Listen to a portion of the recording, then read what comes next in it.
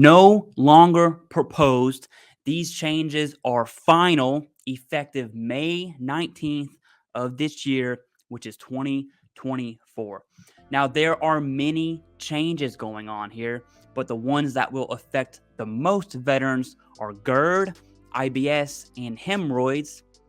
So what we're going to do is show you the final changes verbatim, straight from the Federal Register, and how the VA will now rate these conditions. They have tables for each GERD, IBS, and hemorrhoids, along with everything else. So without further ado, let's get straight into it. So here we go, and I'm going to drop this PDF link. It's going to be published on, which is today, March 20th of 2024. You can read all of this mumbo jumbo. It talks about studies and supplemental information in the comments made and just everything about this. What I want to do is show you where the actual changes are. So you take the scroll bar here, come all the way down until you start seeing these tables, okay? And it talks about codes that were removed, codes that were added, whatever you want to look at. But we are going to look at GERD. So there's esophagus, keep going down, esophagus. Here we go. Gastroesophageal reflux disease, or GERD, GERD. So GERD was topped out at 60, but now it's going to be topped at 80. So there's a rating criteria for 80, 50, 30, 10, and 0. Before anyone asks if you have GERD at 60 or 30 or whatever it is you have GERD, no, the VA is not going to automatically increase your claim. You're going to have to submit a claim for that.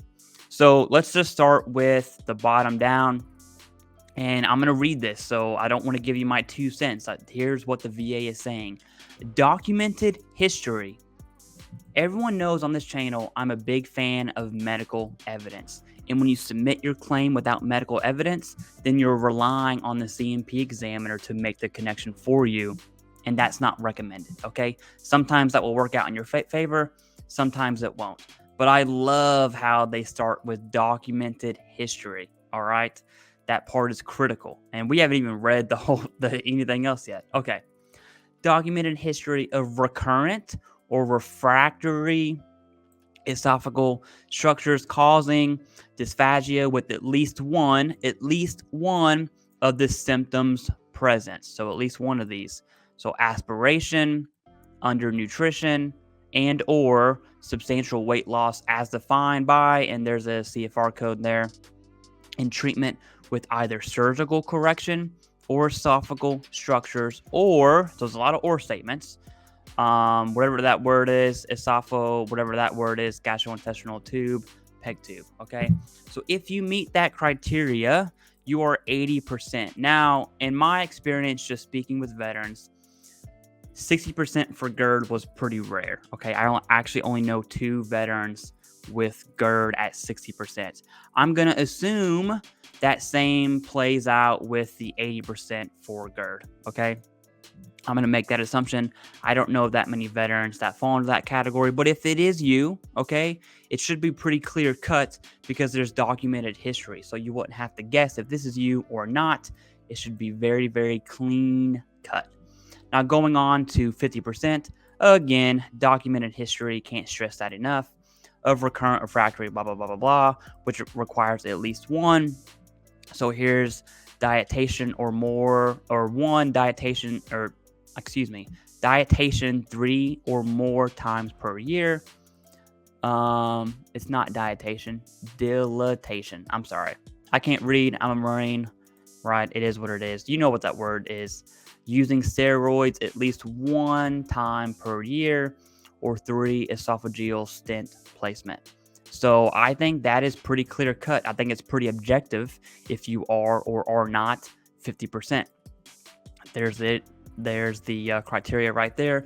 Looking at 30, documented history. My favorite thing about these changes right here, documented history. So documented history of recurrent esophageal, blah, blah, blah, blah, blah, which requires dilatation no more than 2 times per year. Okay, so twice per year. And then medications control. So if your medications control your symptoms, essentially, it's 10%. and then documented history without daily symptoms or requirement for daily medication. So if you got GERD, but it ain't that bad, you're at 0%. If you got GERD, it ain't that bad, but your medications control it, it's at 10. And then once you kind of get past the medications controlling, now you're in the 30, 50, 80% criteria.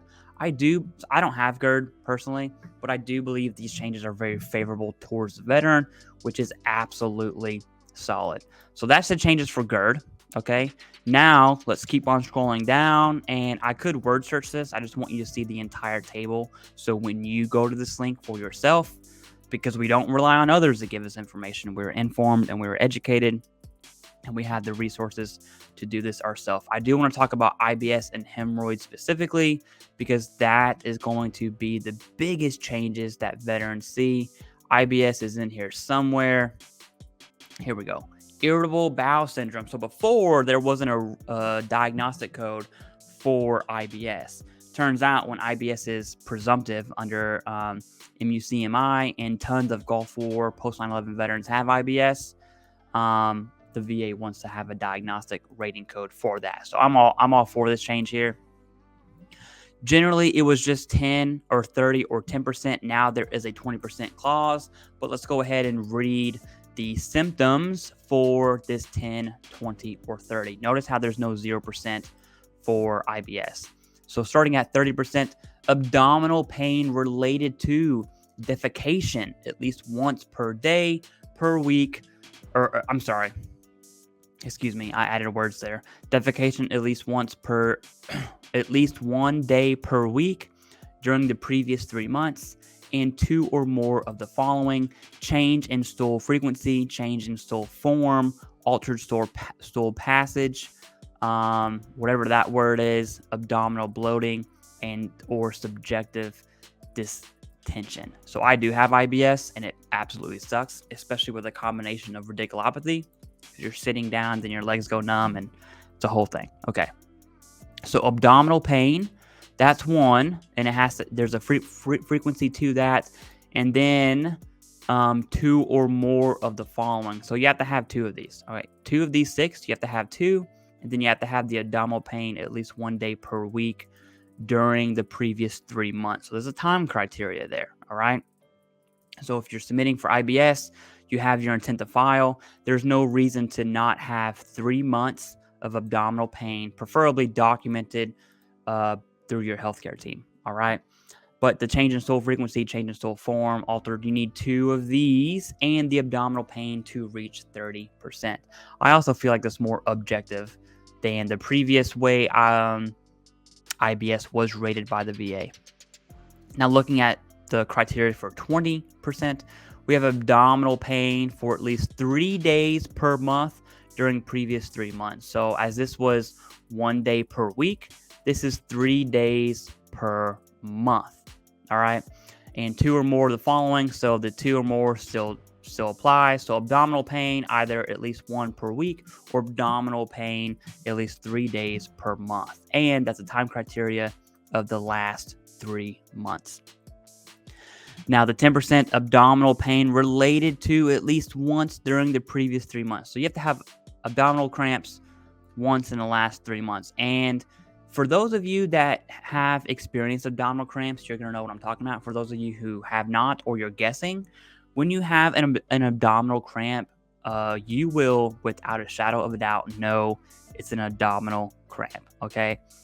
It is extremely painful. Every time I get them, my wife makes fun of me because the whole, she's cramping thing.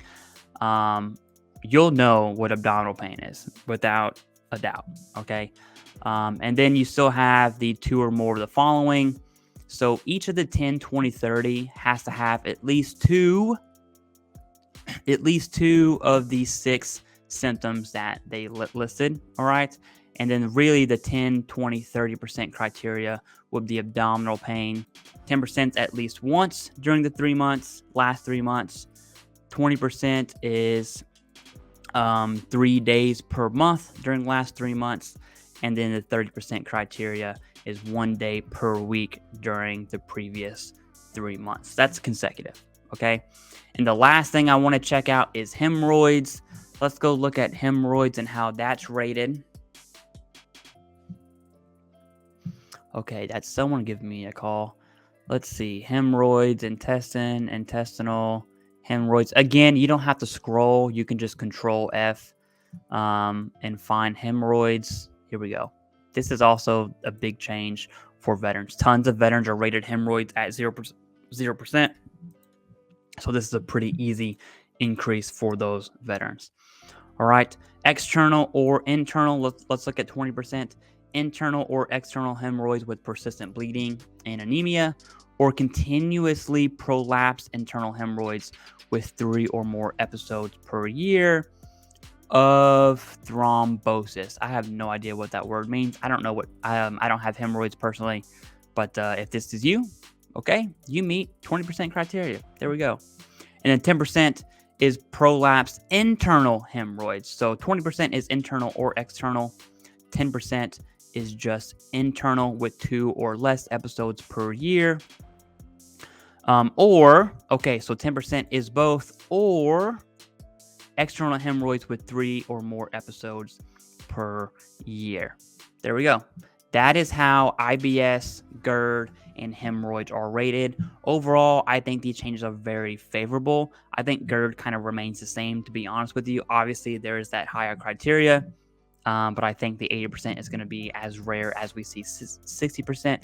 But the IBS changes at 10, 20, and 30, I think a lot of veterans are going to be able to reach 20%. And the easiest change for all those veterans rated for hemorrhoids at 0% is going to be a pretty easy increase to 10 or 20. That's it. This is effective May 19th, 2024.